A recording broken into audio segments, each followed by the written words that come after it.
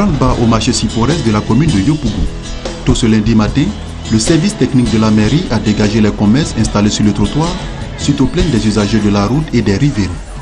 Seulement voici, les agents de la police municipale sont allés plus loin.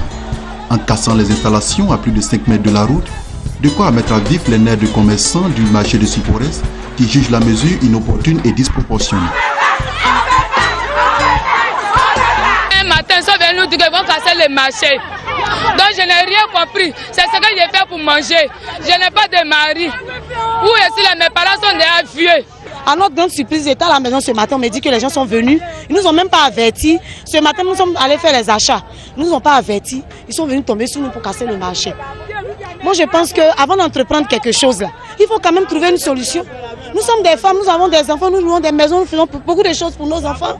Avant d'entreprendre quelque chose, on devait trouver au moins une solution pour nous et même nous avertir auparavant. Les agents de la police municipale sont restés marbres face aux larmes des commerçants. Il s'agit d'une opération d'ordre public. Que la voie soit libérée pour que les automobilistes puissent vaquer librement à leurs occupations et que les femmes qui débordent, qui viennent carrément sur la voie, là, puissent rentrer dans le marché. Mais pour qu'elles puissent rentrer dans le marché, il faudrait qu'on montre les limites du marché. Donc on a décidé qu'ils aillent après le poteau électrique, c'est là la limite.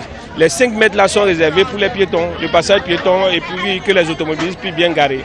Donc je pense que c'est le moment de le faire puisqu'il fallait un jour ou l'autre le faire pour libérer définitivement cette voie-là. Pour le président de l'Union des marchés de Côte d'Ivoire et la présidente du marché de Sipores, une collaboration franche pourrait éviter une telle situation. Je demande pardon, mais de laisser nos hangars. Le travail qu'il veut qu'on fasse là, on va le faire. Déjà, nos femmes là sont rentrées dans le marché.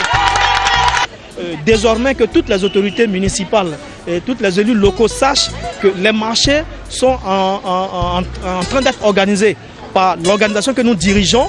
Donc il faudrait que nous travaillions de concert. Yopougon compte plus de 45 petits marchés de ce type. La pression des commerçants sur les marchés est révélatrice du besoin de la plus grande commune en un véritable grand marché à l'image de la commune d'Adjamé. Le maire de Yopougon, Gilbert Koné Kafana, a annoncé fin 2015 la construction dans sa commune du plus grand marché de détail et de gros de Côte d'Ivoire. Il a estimé à 25 milliards de francs CFA.